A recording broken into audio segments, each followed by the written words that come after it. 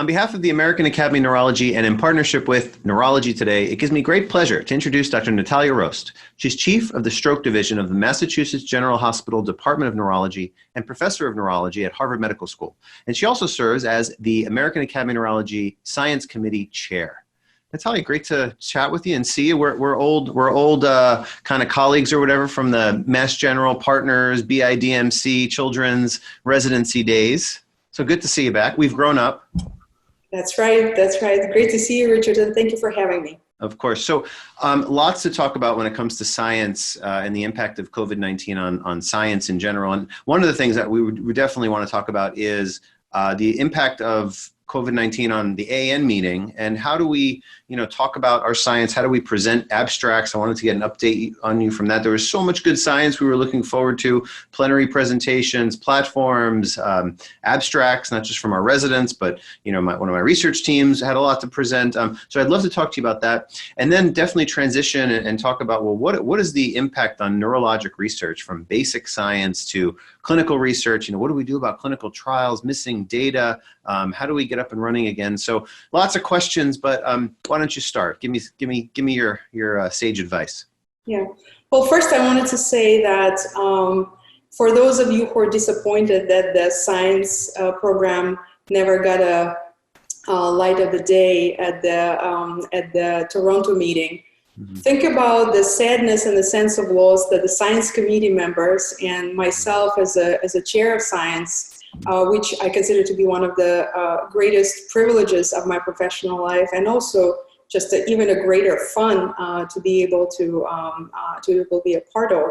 The sense that we experienced of not being able to roll out the scientific program that's been planned to the lastest element of it, to the dot and the T, and nurtured and created so carefully over the course of the year, was not able to roll out. So the sense was profound. But I think one of the characteristics that keeps us going is this kind of a sense of creativity and innovation. And right after we stood at the precipice and looked into the abyss and experienced that terrible feeling of not being able to come out and meet all of our friends and experience the robust program, we thought, what's next? And so Science Committee is moving forward with planning what can be done to still bring most of the science 2020 science to our members, and what are we going to be doing evolving further in 2021. So Science Committee started meeting already on that topic, and the most exciting announcement today I can make is that May 18th marks our kind of coming out point where AAN's Science Highlights, 2020 Science Highlights, will become available on the virtual abstract platform. And so I highly recommend for all of you to explore more than 3,000 pieces of original science that have been submitted to the AAN for consideration. So all of the abstracts, whether they were presented in or accepted in a poster or a platform format, will be available to review. And I want to encourage some of the authors who are still dealing with the logistics, and we fully understand that people are now very preoccupied with the clinical responsibilities and dealing with the logistics of research transformation and not able yet to submit their work in that format, but please do so. And if you need any help, just reach out and we'll be able to guide you through the process. We want your science to be seen. We want the colleagues to come and visit and to be able to communicate with you, and we hope that the science will be better for that, and hopefully this is the beginning of the transformation. That's great. Well, that's really reassuring to hear, and that's going to be big news for people that are watching this, and that's not too far along away, May 18th. Okay, I'm counting the days. And that basically means that if someone has submitted something, I remember this year and a couple of the past years, we'd be able to present it on the electronic boards instead of, printing out the poster boards. But basically, have you guys done like a call out to everyone and said, hey, make your poster electronic, and then that way submit it and everyone can see it? Well, I'll tell you even more. In some way, we were ahead of our time. This year, the entire abstract, the poster program was going to be in electronic format. That's so great. Before even these necessary transformations, we were thinking ahead. We were thinking to be environmentally friendly. We were thinking to be stepping ahead in kind of digital times and making things more efficient and effective in terms of being able to use images and graphics and presentations, which electronic format obviously gives us much greater ability to do. And actually, Science Committee in the summer of last year voted to move toward the electronic poster format entirely. And we were very happy that the AAN's leadership supported us in that, because it's not a trivial budgetary piece, but we've gotten the support of the board. We moved forward. We were going to go with that anyways. And now every poster will be presented in electronic format. And the platform, virtual platform that we're presenting, will have an opportunity for you to browse through the poster and also to communicate with the authors. So you would be able not only to identify and filter posters by, by the topics and authors and by subtopics and, potentially subspecialties. As you remember, the real posters had the poster neighborhood concept, right, where, there were subspecialties. So we'll offer all of that. And then there's going to be an opportunity for the, browsing function as well as the communication function. And we hope that communication piece, that's the one that I'm really invested in, to make sure that the science actually gets to be presented, because science is not, as you know, is static. Science is dynamic. Science is about communication and, development in response to feedback. So I'm really encouraging everybody to visit the platform, and also for the authors to submit. All authors have been communicated with. Great. And encouraged to submit their work. Great. Well, that's awesome to hear. And, I know some of our residents and fellows, they were upset, not only, first of all, not going to the meeting is like traumatic, kind of, yes, like we were talking about right before we started the video. You said something about 15,000 hugs. That's kind of about what it's like. So who knows what we're going to be doing in the future? Fist bumps, elbow bumps, yeah, something. I like the hug thing, but what are you going to do? But our residents were also upset because, do I put this on my CV? Does this count? We were so excited. And now, now that we can have a date to it, an actual presentation, it becomes part of, academic productivity. So. And not only that, actually, even before that, concurrently with the time when the posters would have become alive during the Toronto meeting, actually they're being published in Neurology supplement. So there is actually not only a track record of productivity, but also publication that you can cite. Obviously it's not a complete publication; it's not peer-reviewed to be published, but it is a abstract presentation and can be cited for future records. So absolutely, no, we want to make sure that every piece of original science submitted to the AAN is acknowledged and official, and now it gets a chance to have the light of the day with a discussion attached to that. That's great. That's very reassuring for our trainees, and really, it's abstracts are really important when someone's starting to. I mean, abstracts are important in general, but especially when someone's starting their careers. And we send all of our PGY4s, our senior residents, our chief residents, to the meeting. And aside from networking, which is really important, getting the chance to present your work, whether it's in person or now electronically, it'll be still worthwhile and rewarding. So that's great. Yes. So let's transition a little bit and talk about the effect of COVID-19 and the shutdowns and the limit. You were telling me earlier your research office is now a clinical area that's going to be shut down till June 30th. Wow. We're in New York City. Things were crazy. Things were bad. But, hopefully in a few weeks, hopefully by early June, that's what we're banking on. We can start bringing, non-urgent visits back and be careful and do screening and physical spacing, social distancing in the waiting rooms. But the impact on clinical research, the impact on basic science research from, you can think about pharma studies. What do? You missed a dose. Like, how is that going to impact things? There's a placebo group. Does it impact one group versus the other? How do you how do you deal with the statistics later? What about observational studies, longitudinal studies? Obviously lot of cancer studies have continued. My patients that are in an Alzheimer's study, an Alzheimer's prevention and treatment study, really, treating the earliest phases of Alzheimer's, then amyloid therapy. Those studies have continued because, those are, because of, you don't want to cause harm and they're for treatment benefits potentially. But a lot of studies in neurology have just been completely clamped down. Maybe you can give us kind of an overview about, the short term, medium term, and really even the long term effects of the shutdowns. Yeah, no, I think, we all have been both spectators and as well as participants in that. And for any one of us who are involved in research, whatever branch of research, whether it's basic, lab, bench, or translational, maybe in silico part, you dependent on patient samples and you do your in silico analysis. And then obviously clinical research, including trials, have been upended to the extent that we could have never predicted. And I would say one of the biggest observations that I had, also having experienced that, is the speed with which the research had come to kind of a screeching halt in so many areas. And like in every, debacle or, negative kind of, you could see the negative of that, but you could also see a tremendous transformation that had happened to the research almost overnight.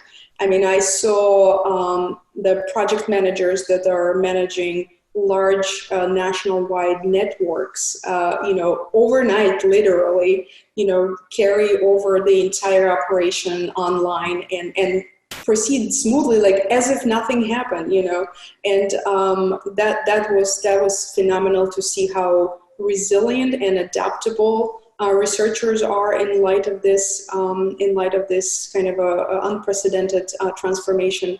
But I don't think that anyone had been affected as much as the wet lab, wet bench researchers who literally had to turn key on their operations. And I can't imagine how it might feel, and I'm not a basic researcher myself, but I can't imagine how it might feel when you might have invested decade of life building an animal model or breeding a cell culture or, pursuing that virus work that you've been doing, and suddenly you had to stop and put everything on pause. And how long that pause is going to be is not clear to anyone. So I think my heart goes to the basic researchers, obviously.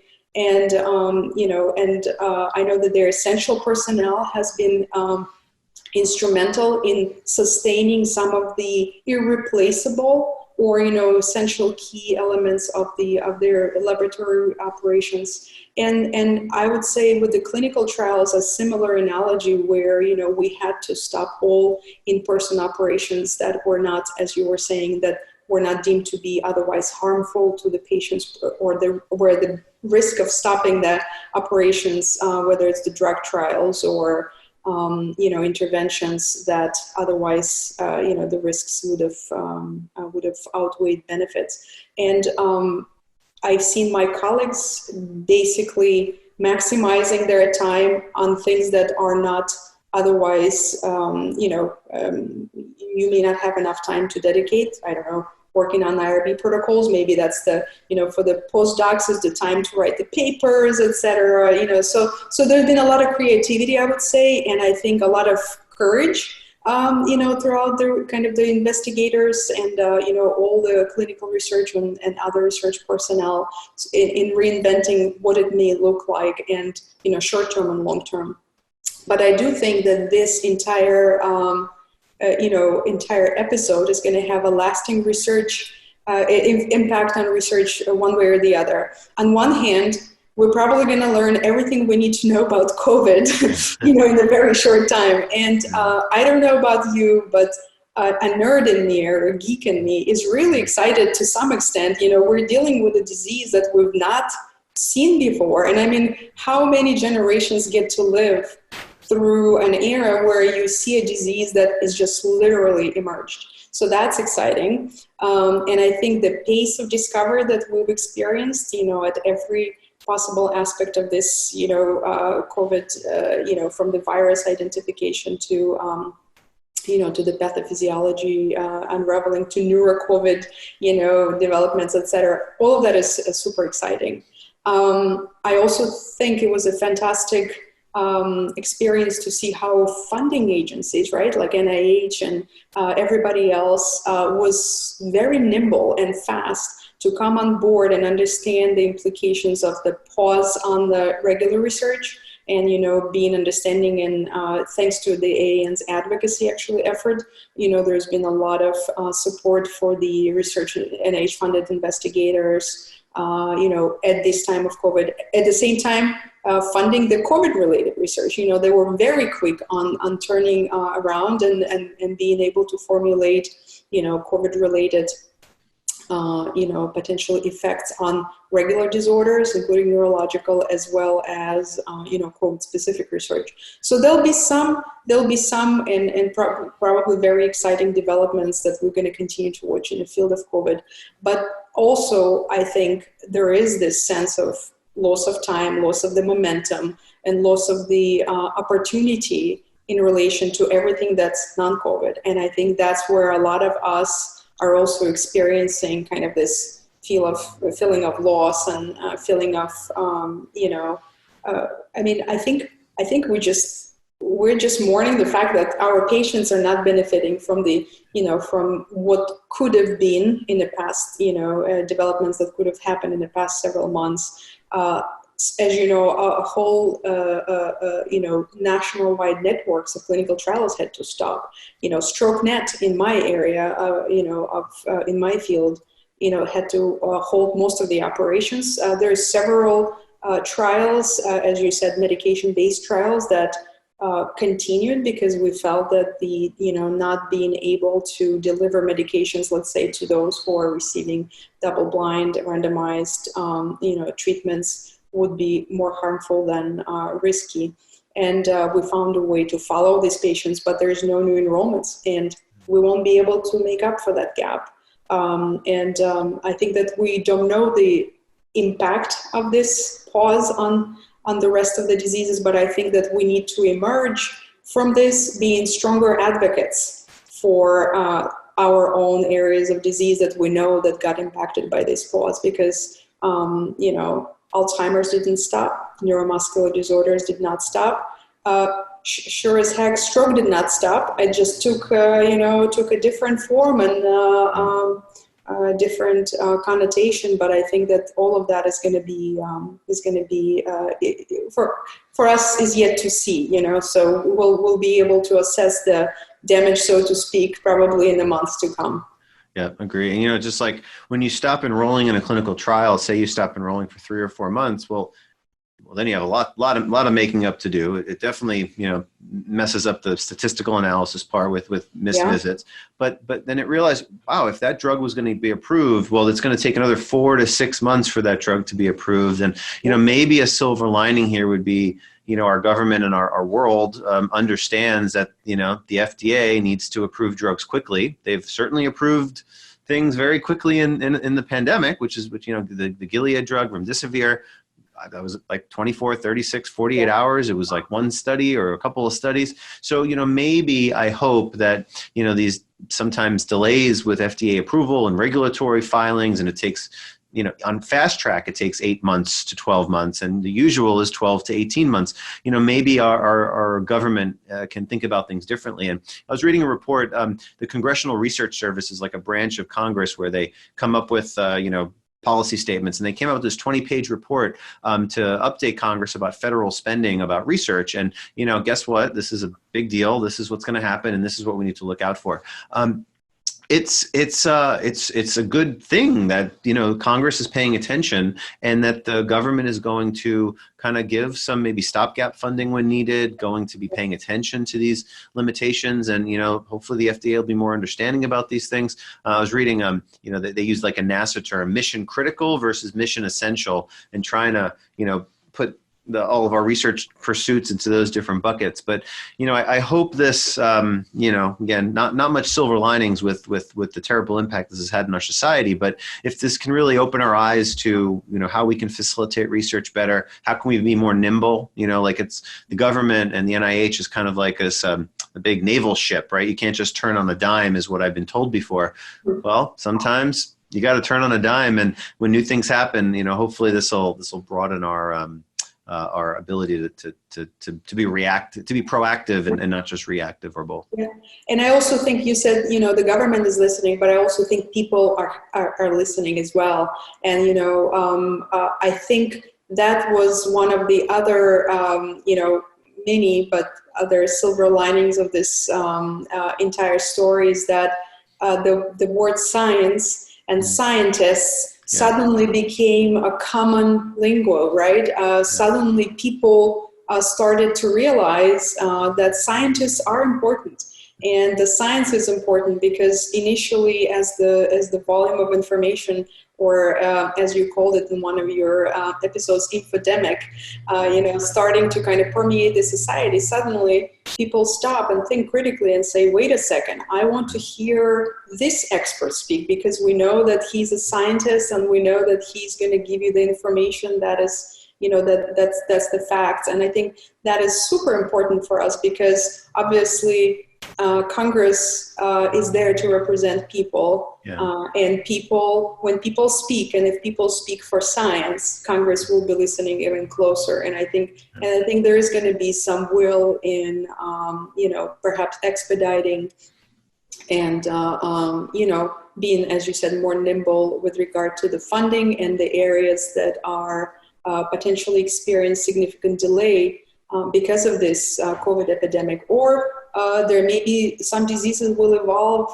to the extent that we can't even predict right now as a result of this kind of a background, infectious state that's ongoing. I'll give you an example. We are actively planning a very large nationwide study called Discovery, which is I'm the PI of, and in December, when we started developing our variables, our database and picking variables, there was no COVID.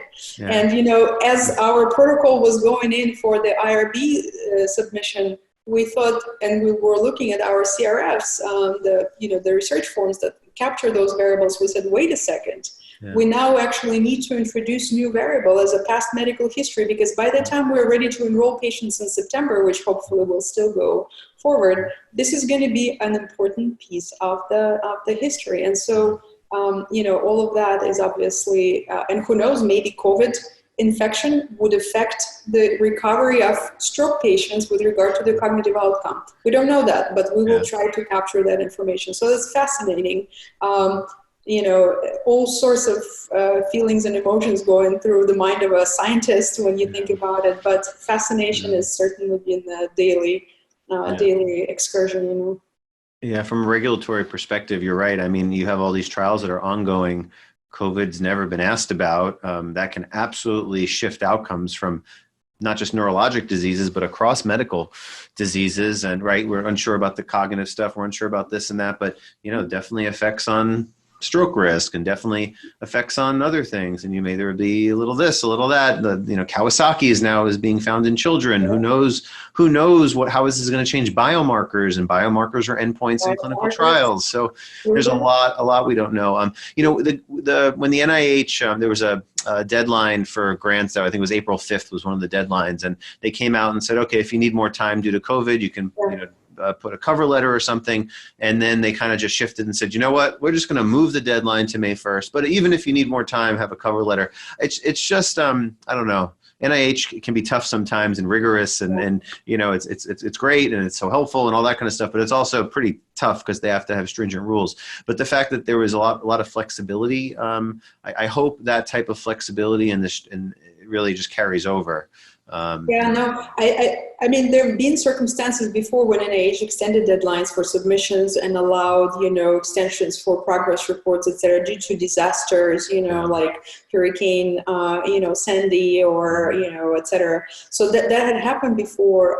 But I think I was very much impressed and reassured at the response that our program officers immediately gave us when we were seeking answers and guidance with regard to what's going to happen to the entire timeline of the grant, for example. Right. And they said, you don't worry about this right now. You worry about carrying on, or first caring for your patients, right. Caring for yourself, and then taking care of what you can take care of right now, and we will work with you later. It's been very, very positive, and I think that's a great example, for the future to come, and being, flexible in that regard. Yep, that's great. Well, Natalia, thanks so much. I think we covered a lot of ground. I'm really excited about the virtual annual meeting with getting to present our abstracts and science. When that happens, actually, were there embargoes, like press embargoes on some of these? Are the embargoes lifted now? How is the press and the media coverage gonna relate to that, actually? So the embargo was lifted once they were published at the time, which coincided with what the Toronto meeting would have been when they would come out. So that the embargo is no longer there. And actually going forward, I'm hoping that this is just a free discussion at this point. Yeah. Beyond abstracts, though, remember that science program is much larger than just, original science. We have 7 plenaries that, that the material there was so incredibly rich that we are, we are hoping to release at least the highlights of that. The science committee will be meeting in the next several weeks. We will decide on a format and which of the topics will be released. We have special sessions that are called Neuroscience in a Clinic, which is this kind of a interaction between the science and the clinician, and it's patient-centered, and it has a lot of Q&A. So that also will come out in some format. We have not finalized the format yet, but we're working on it. But the material is so rich that I think that everybody would agree that it needs to see the light of day. And over the next few weeks to months, we are hoping to roll that out. The reason we take time is because we want to do a good job, and we want to find the most efficient format. But I think the members will be very happy to see what we have to offer. And just to wrap this up, I just wanted to say that from the research and science standpoint, I have no doubt that we will emerge, and persevere. And I think that the highlight of all of this will be the resilience of the researchers and scientists, and as a community, we're in it together. And I think as a community of neurologists and neuroscientists, we will persevere, and we will emerge on the other end of it with much more creativity and greater kind of tighter community as we are, and greater desire to go to future meetings or having future interactions, or appreciating the kind of the effect of science as the, kind of great, factor to bring people together. Yeah, and I couldn't agree with you more. And hopefully, this sparks an interest in, future generation. We have a lot of kids that are home from school, and whether they're home from middle school or high school or college, they're seeing the amazing work of healthcare providers, everyone on the front lines, not just doctors, but nurses and respiratory therapists, the lab technicians, the vaccinologists. So hopefully this really sparks an interest and leads to the next generation of scientists, physicians, and pushes our field forward. Totally. Yeah, because we need to retire. Well, speak for yourself, Richard. We have many years ahead of us. Okay. I'm tired, man. I don't know. Well, what I would like to argue for is a lineup of superhero, figurines of the doctors and nurses and, X-ray techs and EMTs and the scientists. Those would be a great collection of superhero, figurines. And I think we're on track with that. Yeah. So. That's great. Love it. Natalia, thanks so much for your time. Really enjoyed the conversation. Great seeing you, Richard. Okay. Take care, guys. Bye.